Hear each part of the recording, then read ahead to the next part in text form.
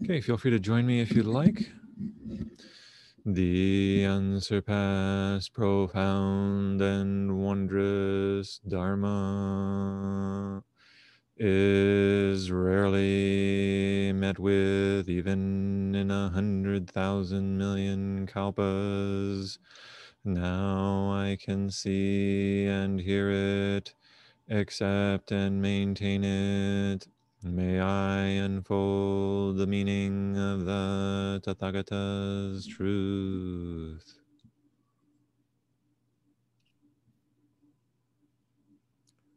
Okay, welcome to all of you. Thank you for your efforts in this short retreat. Thank you for the courage to come and be here with all of us, sharing your practice energy. I know for maybe perhaps all of you, meditation is what we're checking out, or the reason we're coming to a Buddhist retreat or a Zen retreat is because of the practice of meditation. So this particular talk, it might seem odd to you to learn that actually most Buddhists historically don't meditate. Most Buddhists don't meditate. That might come as a surprise to some of you. It sure did for me. And it's not really, meditation is surely the reason that I came to Buddhism. But we owe a debt also to culture. And the past several months, I've been talking about what is liberation, and my goal has been to kind of demonstrate that Buddhism has evolved over time. It's not been the same from when the Buddha taught 2,500 years ago up until the present moment. The teachings of the Buddha, in some ways, yes, they have been the same. So what is liberation is the question that's continually asked. What does it mean to end suffering? That's a question that Buddhists have asked throughout the ages, but how that manifests is different as Buddhism has changed through time and has changed through culture.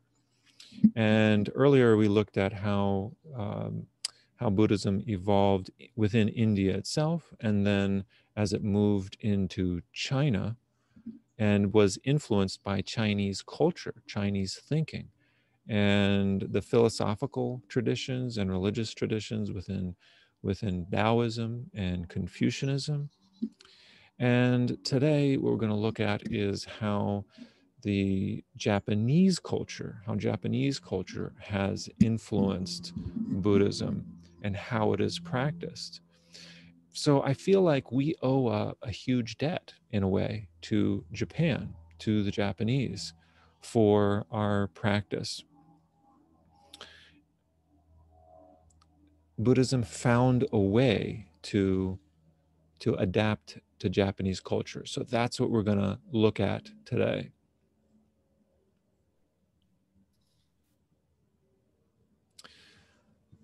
Looking at how Buddhism came to Japan gives us, I think, some insight as to how to adapt Buddhism to American life.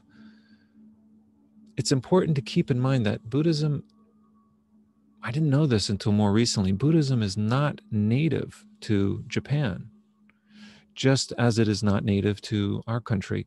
Most of us come from Christian backgrounds. I'm guessing probably all of us, maybe not all of us, but we know a lot about Christianity here.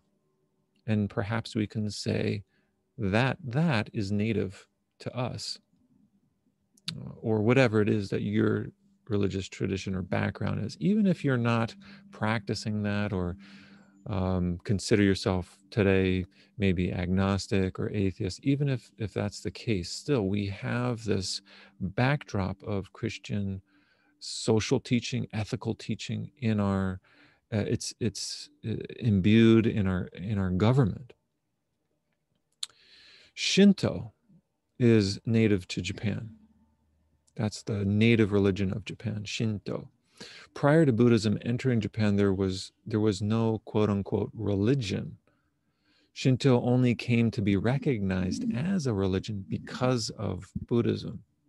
And even the term religion itself is a Western term. So to talk about Shinto as being a religion is kind of a Westernization of of a whole culture. Similarly with Buddhism, we talk about it as if it's somehow distinct from culture. Now, there are some cultural differences, certainly, when we move into Japan, and that affects Buddhism. Prior to the entrance of Buddhism, the Japanese didn't recognize Shinto because that was the water in which they swam in.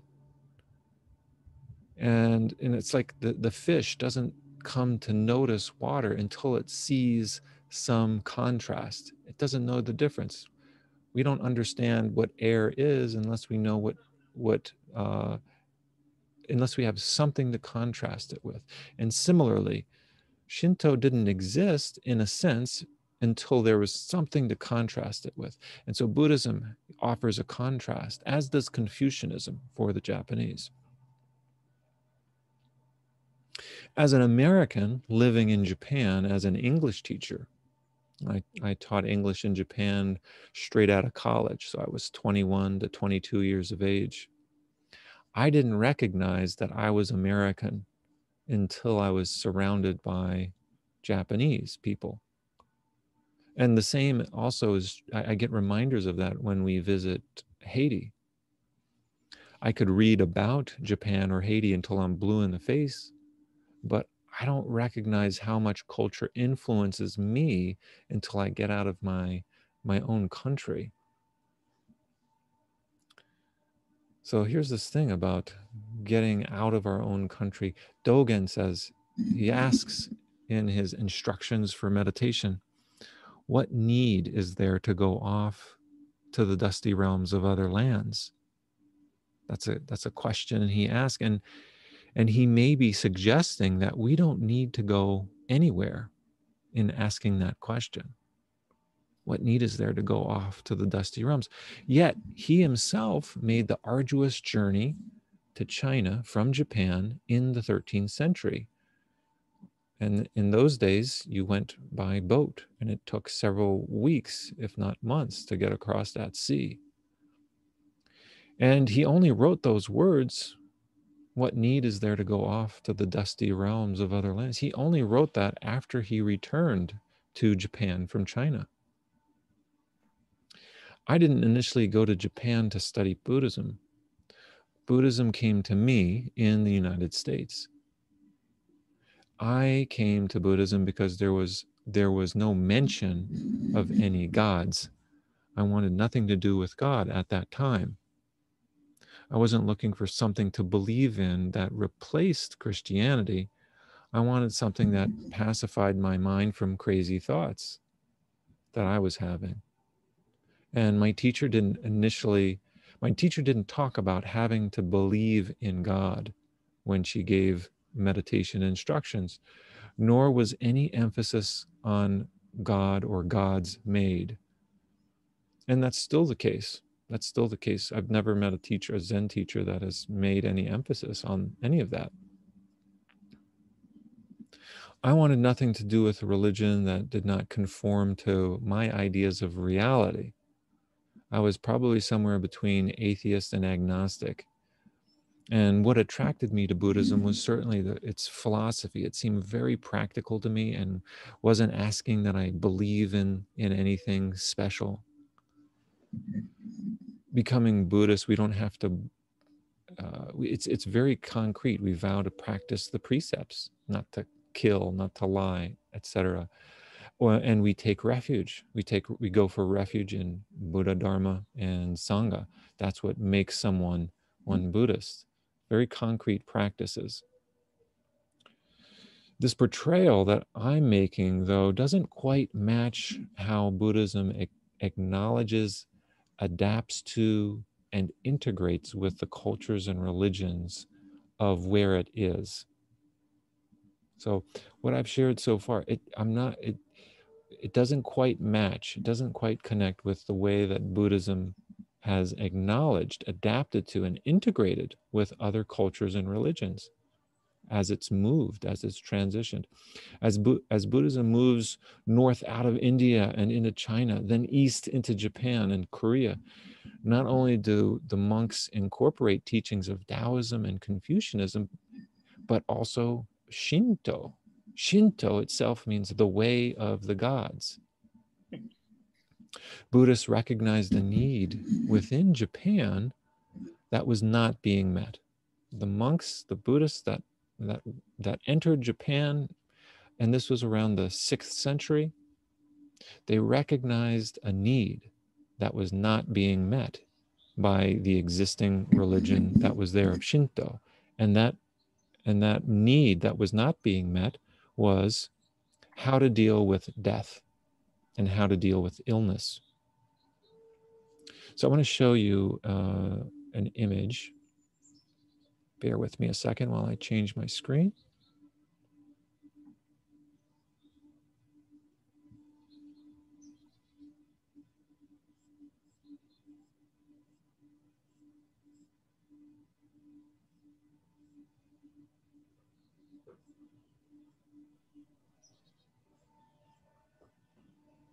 Mm. So for Shinto, the main way of serving was through, or one way of serving is through celebrations of life, of birth and weddings. So check out this image, this Shinto Shinto wedding, and how, and the various, it's very ceremonial. Look at the way that they're walking together in synchrony, and the way that the bride and groom are dressed, the kimonos, the red, right? The red of the temple, of the, actually, it's not a temple, it's a shrine, a Shinto shrine.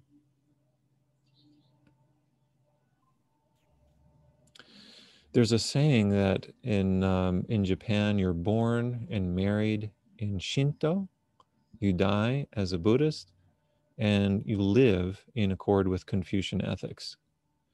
And to keep in mind that some Japanese attend both Christian churches and Buddhist temples. This might seem really quite odd with the way that some of you, and certainly I, was brought up to think about religion.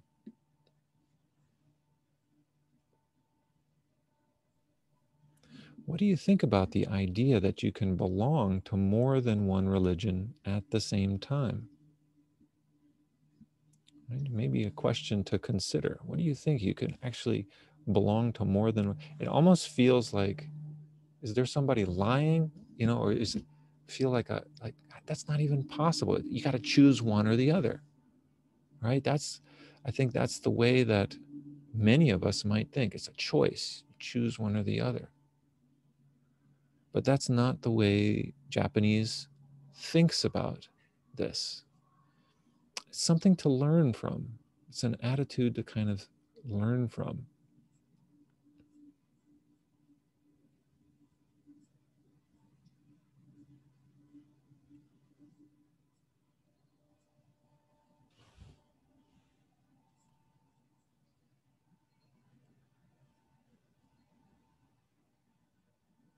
So Shinto focuses on purity, on birth, and life. Death is seen as pollution.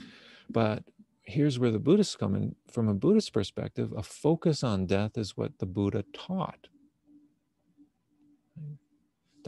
He actually taught to focus on death. He said to his students, go and practice meditation on the charnel grounds where you can see dead bodies. Look at the dead bodies. Notice change, notice impermanence by seeing these bodies there.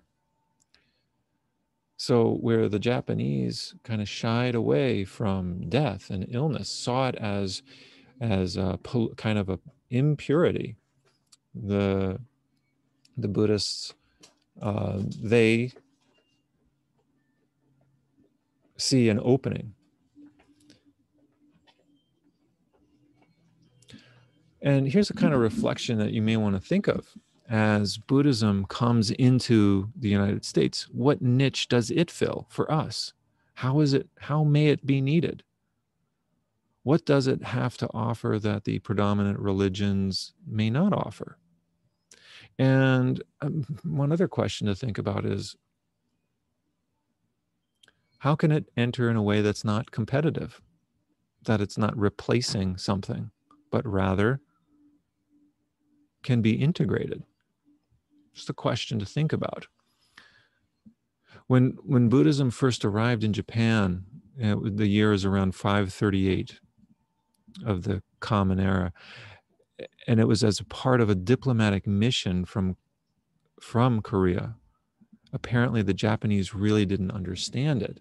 They weren't so interested in it. They saw it as exotic, but it took a couple of hundred years before it really took root. And like all religions, when there is acceptance by the state, it grows. Buddhism has a long history of connections with kings and rulers. The Buddha himself was a prince. And when Buddhism moves into China, there's a connection with the emperors. One of the first koan cases that we studied recently has to do with Emperor Wu and his strong support of Buddhism. In Japan, Prince Shotoku embraces Buddhism and includes it in his constitution. The first article names Confucianism as a means to attain harmony in society. And the second article takes refuge in the three treasures, Buddha, Dharma, and Sangha. So because Shinto doesn't have a very clear ethical system, the Japanese came to adopt Confucian values as its ethical system. And however, the relationship with Buddhism is a bit more complex. Buddha was initially rejected as a foreign kami, a foreign god or spirit with no relevance to Japan. Later, however, we see kami, these spirits, these Shinto spirits, guarding Buddhist temples. I want to show you some images here.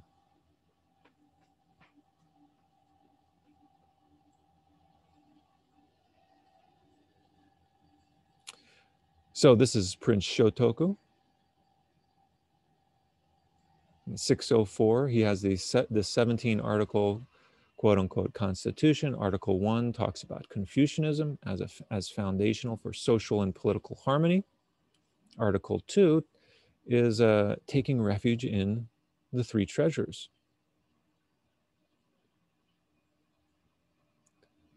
Look at this image. You can find this image if you go to Japan at the entrance of many Buddhist temples. And this is an image of a kami. It's a god belonging to the Shinto tradition in Japan.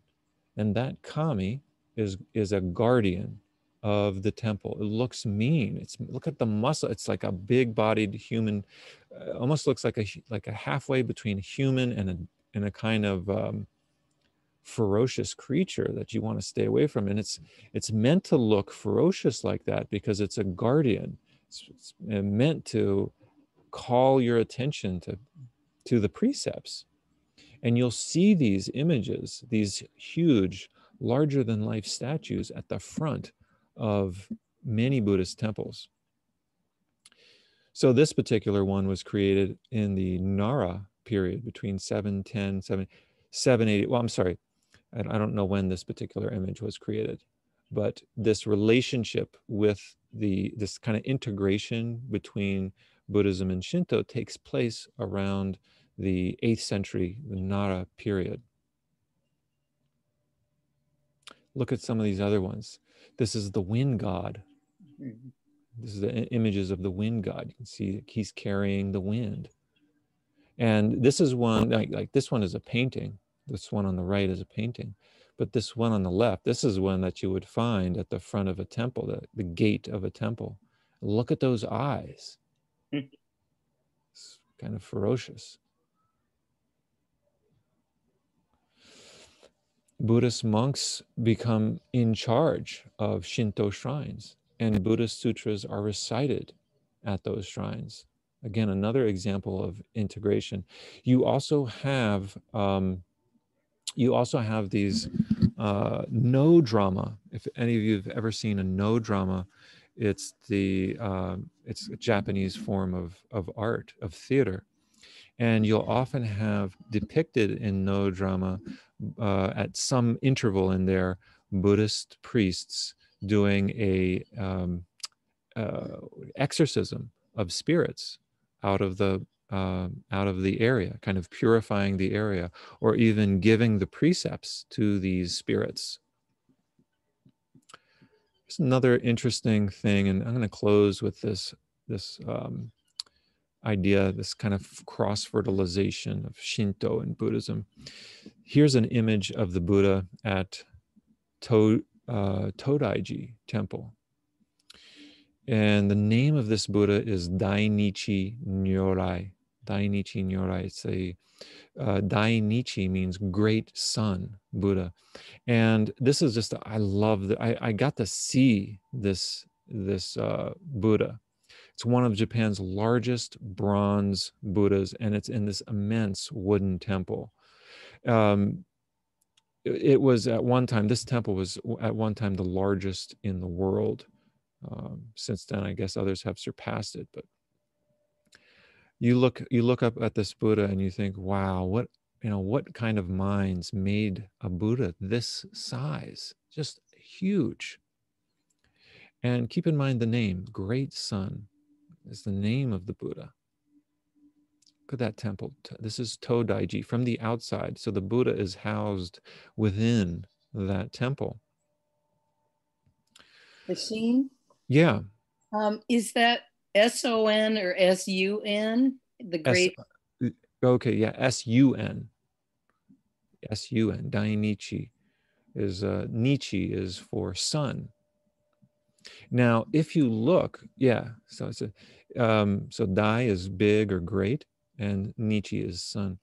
Now, if you look at the Chinese characters for Japan, these are the Chinese characters for Japan, and it pronounced Nihon.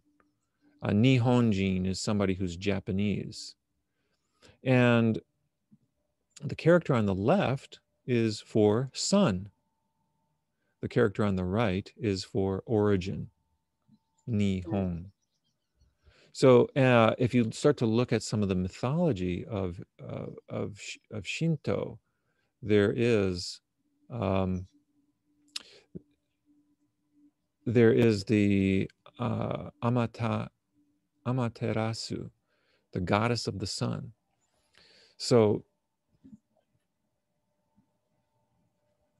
So here in this particular temple at Todaiji, you have this merger happening between the Shinto kind of ideas of that Japanese, the goddess of the sun is where the Japanese emerged from, and that the island of Japan itself is a sacred island. It's created by the goddess of the sun. And so you have this merger of this idea, this kind of connection with the sun. And if you look at the Japanese flag, what is on the Japanese flag? Rising sun. It's the sun, right? That bright red sun. And, you could see the rays of the sun in some versions of the flag, particularly around World War II. You saw the rays of the sun, right? And so to have a Buddha named Dainichi, Great Sun Buddha, is no coincidence. So there is much more to say about this subject. This is just scratching the surface, but I just wanted to give you a little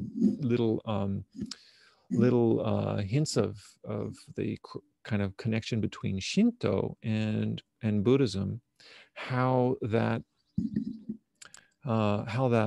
integration has kind of taken place. And I'll share more about that the next time I talk about Shintoism and Buddhism. But to continue to begin reflecting on, what does this mean for us, in the United States? How does Buddhism adapt to this culture? What are things that our culture needs that Buddhism offers? And does it have to be in competition with other religions? So I'll end there with that. Thank you.